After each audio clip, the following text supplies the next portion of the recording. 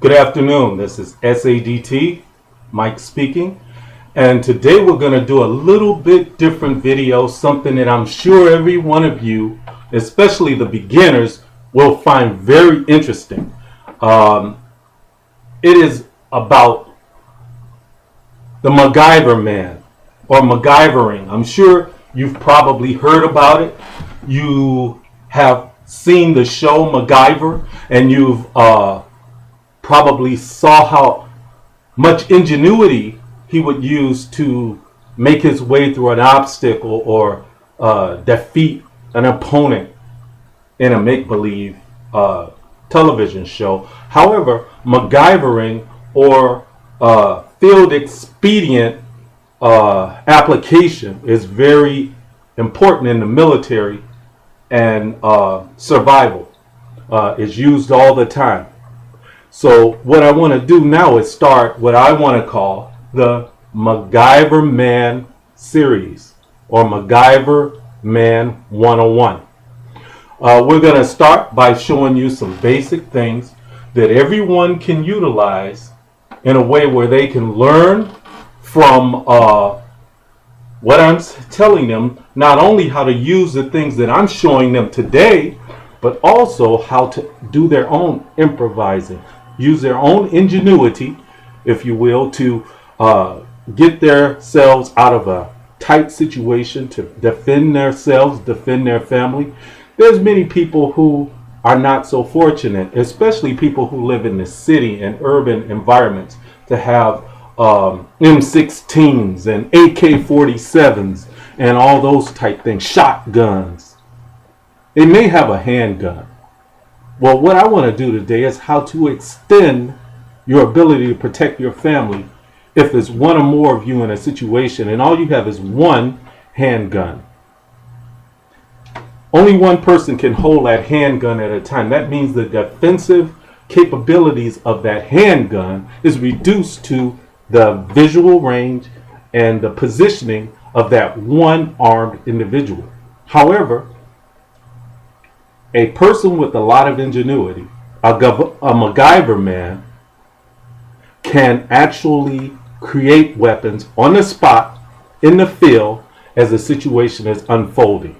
And what I want to do today is demonstrate some of the ways you can take household items and things you might find laying around outside, maybe in your car, and improvise those into self-defense winners. The first thing I want to show you is something that each and every one of us should already know. It's one of the most available things you have for self-defense when something goes wrong, because generally things are going to go wrong when you're outside of your home. It's not a gun, it's not a knife, but it's something that you can use that may save you or your family members' life. And it's these keys. Keys are a very good weapon of surprise if you utilize them correctly. By putting the keys between your fingers, you can actually create a striking device that can be effective in repelling an assault.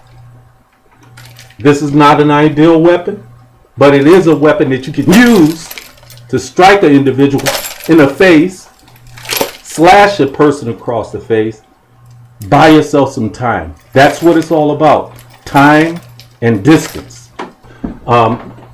Everyone has this. This is like a steak knife, common steak knife. Pretty good one, I might add. It's Ginsu brand.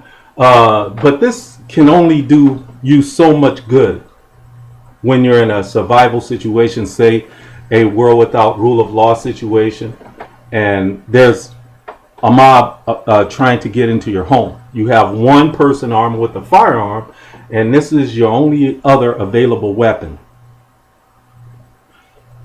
How do you turn this weapon into an extendable? An extendable is anything that keeps you more than arm's length away from an attacker. You can turn this into an extendable just like this. I'm going to show you really quickly. Then say you also have at your disposal a common garden hoe. So you can take this garden hoe, set it on the floor, take your blade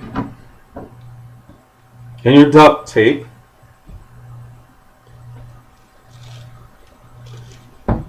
and you don't want to use Scotch tape or medical tape or anything like that.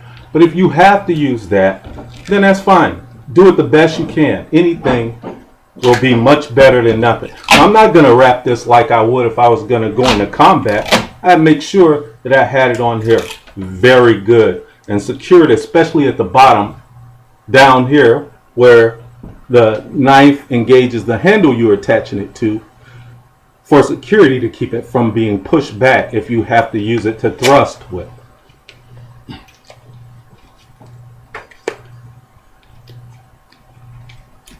Okay, once you get that tape on there, tear it off, and now you have a much different weapon to defend yourself with in a case that you're in a situation where you need to defend yourself or your family against an attacker.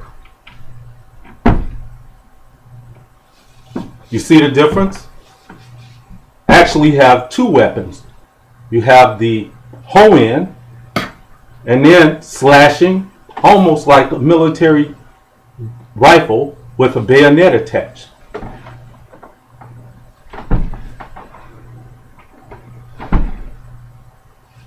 So that's one usage for a regular steak knife or a household cutting knife and a garden hoe. It's all about improvisation, people.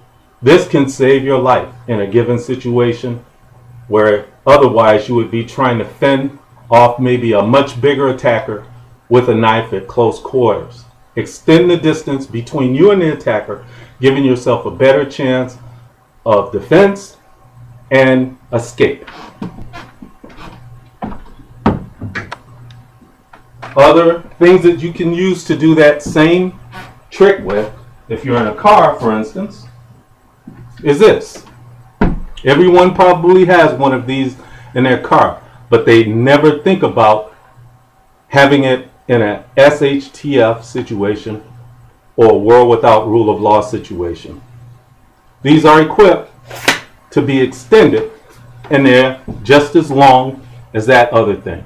Well, you can use it like this for hand-to-hand combat to keep a person off you, or if you're lucky enough, you might have one of these. Just a little pocket knife. And this pocket knife can be attached to the end of this extendable in a spear. Now you have a spear, and that gives you that much more ability, or someone in your family's ability, to help defend your family in a given situation when you're under assault. Now remember, these are not games. They're not to be played with. They're not to be used unless it's a defensive situation where your life and limb is at risk and there's no other escape. It's not to be used for offensive purposes or any other purposes that is not mentioned here. I'm not condoning violence or telling people to go out and improvise weapons to use to be an aggressor or to do anything illegal. This is only to protect you and your family when everything else breaks down and you have to defend yourself. If you happen to have a much bigger knife, that's even better. In fact, you can take this same thing, something like this. Say you don't have a hoe, you just have a mop stick or a mop. You break the handle off, you take this spade end off if that would be better for you, and instead of that you attach this big carving knife to the end. Now you have this on one end and this on the other. That's a formidable weapon by any standard. It's not a gun, but it damn sure beats a knife or anything else, or being in hand-to-hand combat. Women, pay attention. Moving right along. Now, some people might be in a situation where they might have to have a cane. And, a lot of elderly people might have a cane, something like this, to help them, move around the house. But this can also be improvised. Say you have this cane and you have a regular pair of meat shears or cloth shears or something like that. Well, this can easily be attached to the end of that, the same way I did with the duct tape. And now, instead of just having that cane, you have the ability to strike with one end and also thrust with the other end. This can inflict a lot of damage to an intruder trying to come through a window or through a door that has a chain on it or something. You want to have already attempted to reach out to law enforcement or some other form of help before trying to take matters into your own hand. But when the situation breaks down to the point where the threat is imminent and you only have one means of self-defense, and that's you, that's when you want to go into work with your duct tape, a pair of meat shears, and a cane. Other ways you might be able to protect yourself. Say you have multiple people in your family, one gun or no guns. You already have somebody armed with the broomstick and the knives, or the hoe and the knife, or the car brush and the knife. But you still have more people that could possibly, maybe a 14-year-old son or something. You don't have any other weapons available. This is where your MacGyverman principle kicks in again. Everybody has these. These are regular socks. Now I'll show you a trick. Many people on the street already know this trick. You can go into your kitchen, into your cabinet, and get a can of spinach. Popeye loves spinach. Spinach got Popeye out of a lot of tough situations, and it can work for you too, but in a slightly different way. But it could be just as effective as a punch from Popeye the Sailor.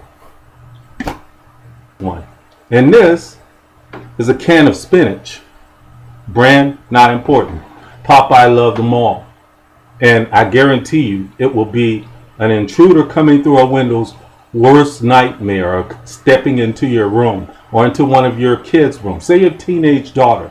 She doesn't have a gun. You only have one gun or no guns in the house. Someone's coming through her window. She happens to have a sock and a can of spinach available in the house. Well, you don't want to do this unless you have to, but it makes a formidable weapon to be used against an intruder. So you want to make sure that the people in your house, in a world without rule of law situation, know about this handy usage of a canned good and a sock. In the same way you utilize that can of spinach, you can utilize a handful of nickels, dimes, quarters, and pennies the same way, creating a bludgeon that will stop any intruder cold if he doesn't have a weapon. If you want to extend your distance from him and try to escape or defend your family's life, use whatever means necessary to protect your family when no other help is available. Strike out quickly. You want to do it with aggression, with all the force you can possibly muster to try to buy time, buy distance, and gain escape. That's what it's all about. Gaining escape. Violence of action is what it's all about. Create your improvised weapon and use it like a wild animal to escape. I'm going to show you something. This again is not something for you to use for pranks or anything like that. You want to be 18, 21 years of age, and it has to be used for a defensive situation when there's no other alternative. Law enforcement cannot get there because of time and distance. Pay attention. Well, I'm sure everyone knows what this is. Everyone probably has one of these. It's a spray bottle. If you don't, they're easily attainable. Doesn't cost a whole lot. Easy to get. You want to get the kind that not only has the misting setting, but also has just the jet spray setting where you can actually create a string out of the end of this. You want to go down to your store and get the hottest brand of red pepper oil you can find. Hottest brand of red pepper oil you can find. You want to approximately, say this bottle is like 6 ounces, 6 fluid ounces. You don't want to put too much water, but you want to put some water because this reacts with water and it actually makes it more effective. You want to take water, 3 tablespoons of cornstarch, mix it in a 1/4 cup of water, add your pepper oil, the whole contents into this bottle, and shake. Make sure your top is tight and shake it until all of the mixture is into a solution or a suspension. That is really a suspension. You want to make sure that you don't make it too thick or it will gum up the tube and also the aerosol jet on the end, and it will not function, or it will not function properly.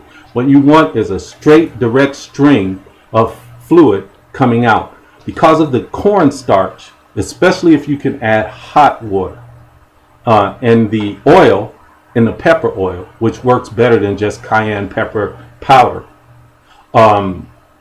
it sticks to the person just like pepper spray. This again is a defensive weapon, just an idea, something you can use to repel an assault by either one or multiple attackers trying to get to you when you don't want to be gotten. And I'm sure, as I am, a lot of you guys out there probably got some martial arts background, maybe not with weapons, because a lot of the martial arts nowadays are just basic hands, and they don't use weaponry like we did back in the day when I was competing and very involved in the martial arts thing. There were katas with weapons. These are nunchucks, and they are used as a weapon now, but they actually started out being used as a farm tool.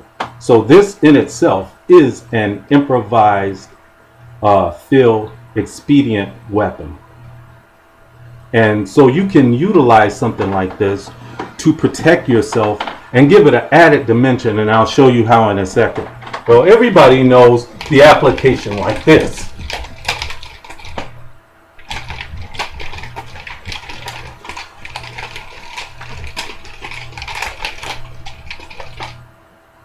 But there's another way they can be improvised to make them even more devastating to an opponent. And again, that's using your steak knife.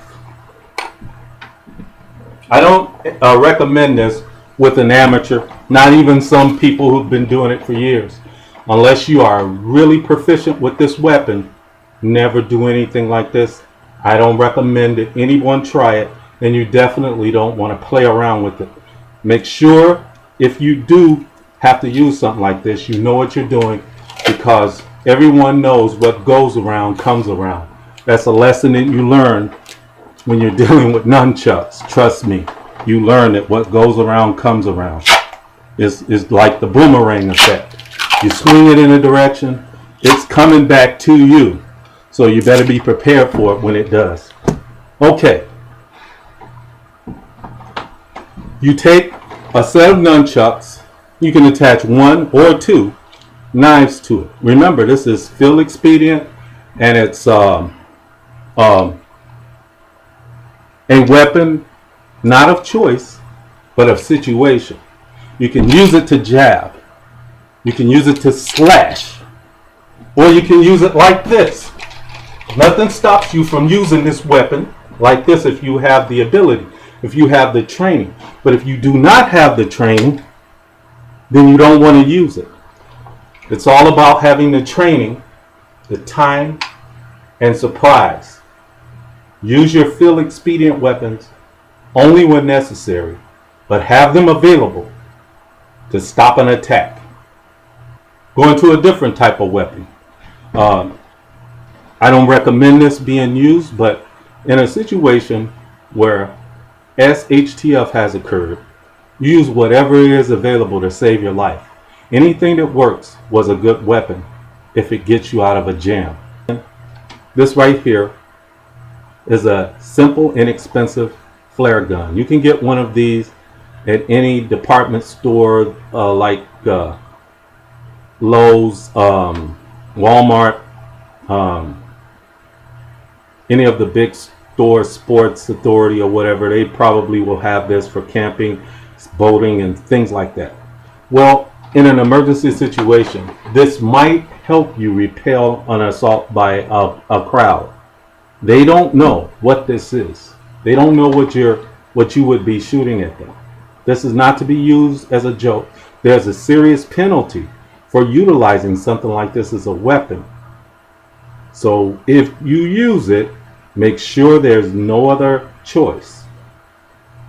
Now, it's not as effective as a handgun. First of all, there's no rifling in the barrel. It's not going to come out accurate. You don't want to put any other projectiles in here because you might get hurt yourself. It's not going to be penetrating a lot of people's bodies and stuff like that. So it's not a gun. But what it is an attention getter. This could buy you enough time to safeguard your family in a safe room, escape, or whatever may be necessary. To the person rushing your home, this might look like a missile coming at them.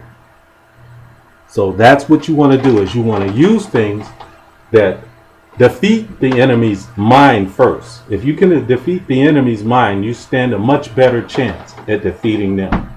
People have around the house, especially females, might be an old set of these. Well, this can be a very effective weapon to repel an assault, and they're found in a closet where you could run and hide. You know, no one wants to take a steady diet of pounding from this. So you can use these as a way to protect you and your family. This right here, a lot of people might not know what it is, but it's kind of effective as a weapon as well as its primary purpose. This right here is a gun cleaning, a portable self-contained gun cleaning kit. Well, it's effective in many ways. You can put it in your hand and utilize it to strike with, defend yourself in that manner. You can also extend it somewhat by screwing off the back. These are available at most gun stores. And put any of several different attachments on here, extending the length and making it actually something that would actually puncture a person. With enough force, this thing would go through a person. And that's the whole aim, is to create something that can buy you time, that can cause pain to an attacker by way you can escape or hide or stop the attack. Something that you probably would never think of. But when you're in an emergency situation, you have to think quickly. Remember this. This is important. I want to make sure that I say this, because there's other people on here with improvising this, improvising that, to protect yourself for safety. But let me tell you this. If it takes a long time to put together, it's not an effective weapon. For every minute or second that you utilize in the production of a field-expedient weapon when it's hot, when the situation warrants speed, it takes away from the effectiveness of the improvised device. So it's speed and efficiency versus quality of output. Sometimes you have a time to get really down into quality and spend a long time creating and making weapons or whatever it might be. But oftentimes you need to be able to come up with it very quickly. You need to be able to get it in your hands, take up a defensive posture or position, and be ready to use it at a moment's notice. So speed of production is just as important as the production itself, if not more. When you're under attack, by an intruder into your home or multiple attackers over a period of time, you don't have time to play a game trying to make the perfect scenario. Sometimes the weapons you have is as limited as a glove and, again, a steak knife.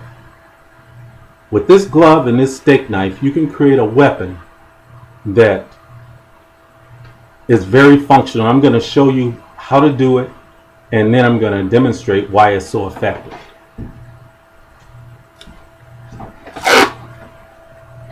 You take the knife, you lay it cutting side out away toward your fingers. You take that popular tool of all MacGyvermen, duct tape, you apply it across the side of the index finger, and you pull down and around over the top of that index finger, down again around the palm, and you repeat that process several times. After that, you flip the hand, and this is a dead man's carry of an assault tool. In other words, nothing that happens to you is going to get this weapon out of your grip. You have this weapon. You can utilize this weapon just as it is to pick things up, to render first aid to one of your colleagues or one of your fellow family members. You can use it to access a firearm. You still have the ability to use it. But say something happens where you get separated from this firearm. So you get knocked over, the gun flies out of your hand. Otherwise, you would be weaponless. But with this dead man's carry right here, this improvised way of making sure that you're always armed unless you decide that you don't want to be. Now, this is another one of those things where safety first, you have to use your sense, your common sense, and you have to understand the law. If the police happen onto the scene, say that it's not as bad a situation as you thought it was going to be, and you have a knife tied to your hand and the police order you to drop the weapon, well, you can't drop it. Any movement you make might seem aggressive to law enforcement. This is a weapon that you use in combat. I mean, you can cut with it, you can stab with it, you can thrust with it. You can do a lot with that. You can use a cutting tool to cut down weeds or whatever. You can strike with your fist and slash at the same time. So you see how effective a tool like that can be. I wanted to show that to you for defensive purposes only in an SHTF situation, war without rule of law situation only. It's not to be toyed with. This is not a game. It's not a toy. Well, the last thing that I want to show you today is something that I've seen demonstrated on how to make it online. Field-Expedient, flotation device, Field-Expedient life vest many times. But again, I want to bring up that point about time. You don't want something that's going to take you a day or day and a half to create, to put together. It has to be something that you can throw together quickly and it can save your life. This is how you want to do it. You want several of these. These are just empty water bottles, and I'm going to show you how to take these empty water bottles and some duct tape and a law enforcement or a security vest carrier and make an excellent water flotation device life jacket. First of all, when you're using a bulletproof vest carrier for a flotation device, unless you're in a SHTF situation, you do not want to jump into the water with a heavy vest on, first of all, and second of all, You don't want to be in the water with your vest on unless it's absolutely necessary and the emergent situation warrants it. So you want to remove your actual vest from your vest carrier and place the vest somewhere where it is safe. You don't want the enemy getting your vest. You want to take your vest carrier and flip it over so that you can see the pouches. You want to lay it out flat on a flat surface like this, open. After you do that, you want to take 4 bottles around the front, 4 bottles around the back, 3 bottles at the chest, and 3 to 4 bottles in the back across the back. You want to secure those bottles with this duct tape, and I'll show you how to do that now. Now I've already prepared the bottles to be inserted into the vest carrier.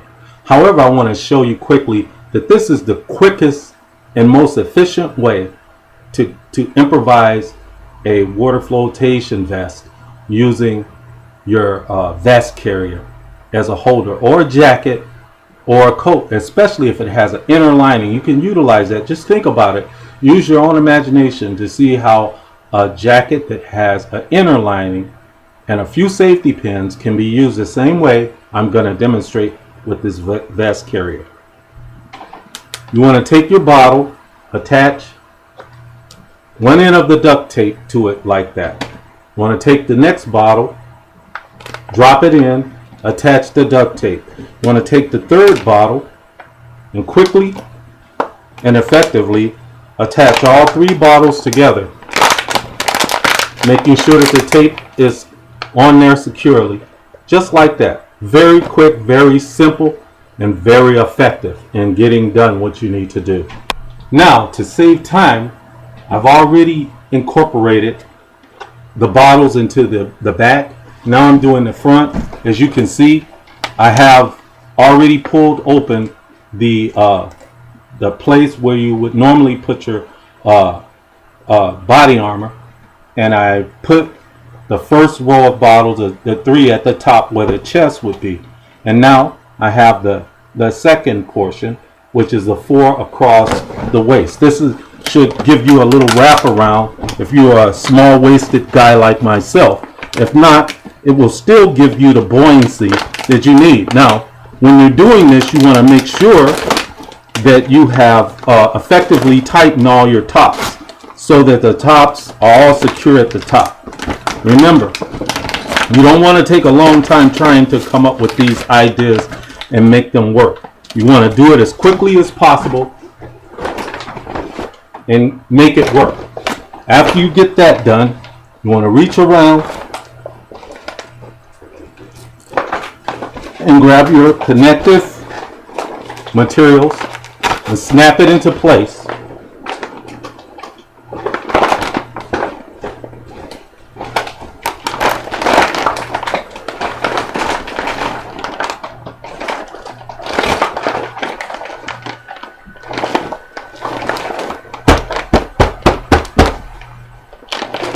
Like so.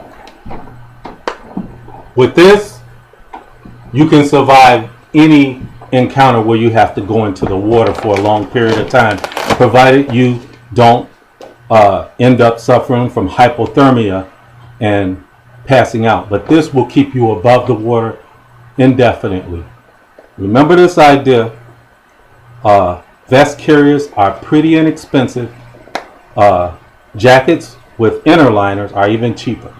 You probably have one lying around the house, something old you don't wear. This can also be used with the pants leg method. If you haven't seen a video on that, you can go online, look up making a flotation device out of a pair of trousers. You can take these empty water bottles, fill up the pant legs, tie them up around your neck, throw it over your back, and you can maintain floating for hours without end, and you don't have to keep throwing water on the legs to keep the water and filling them back up with air. this is more effective. It's a much better idea. Bring this into your lexicon of survival. Remember it. It will save your life. Well, that's all I have for you today, people. I hope you enjoyed the video. If you learned anything today that might help you out in a type, then please make a comment. Tell me you enjoyed the video. Share the video with others and give me a thumbs up. Again, I want to say, make sure you support websites such as mine that help you with information that pertains to safety, survival, preparedness. Give us your support. Give us thumbs up. Share and save us for when you need it. Refer back to it if you need to. So going forward from today, I want you to remember, be a MacGyverman and be strong and stay safe.